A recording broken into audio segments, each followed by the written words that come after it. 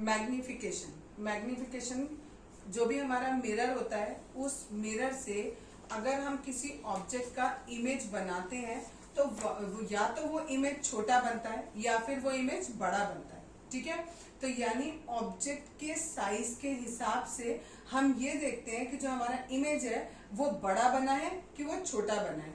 इसी को हम क्या कहते हैं, मैग्निफिकेशन कहते हैं। यानी मैग्निफिकेशन किसके इक्वल होता है, हाइट ऑफ द इमेज ऊपर आएगा और नीचे आएगी हमारी हाइट ऑफ ऑब्जेक्ट। इससे हमें पता लगेगा कि हमारी जो वो है ऑब्जेक्ट का इमेज जो बना है वो बड़ा बना है कि छोटा बना है। ठीक है, मैग्निफिकेशन को हम दूसरी तरीके से भी रिप्रेजेंट कर सकते हैं। इसे हम रिलेट कर सकते हैं कि जैसे सपोज आपका ये मिरर है, ठीक है, ये हमने ऑब्जेक्ट रखी, ऑब्जेक्ट का जो पोल से डिस्टेंस होता है उसे यू बोलते हैं।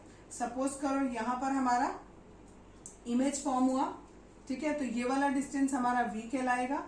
तो वो कह रहे हैं कि आपको जो मैग्निफिकेशन होता है वो v अपॉन u के बराबर भी होता है और विद माइनस साइन। ठीक है, विद माइनस साइन भी होता है इसमें। ठीक है, ये इसके इक्वल भी होता है। आपको याद रखना है कि मैग्निफिकेशन दो चीजों के इक्वल है।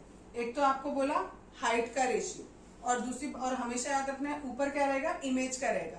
यहाँ हाइट की बात कर रहे हैं तो इमेज की हाइट हो गई, यहाँ ऑब्जेक्ट की बात करें तो ऑब्जेक्ट की हाइट हो गई।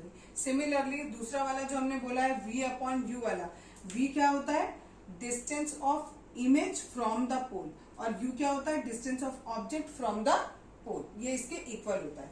और अगर हमारी m की वैल्यू माइनस में आती है तो इसका मतलब समझ जाओ कि जो हमारा इमेज है वो कैसा बना हुआ है, रियल बना हुआ है। कई बार आपको क्वेश्चन देंगे पेपर में कि आपके m की वैल्यू आपको दे देंगे, the value of magnification is -3।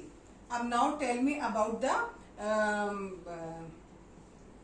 कि आपका इमेज जो है वो किस तरीके का बनेगा, रियल बनेगा कि इन वो वर्चुअल बनेगा, आपको ये बताना है।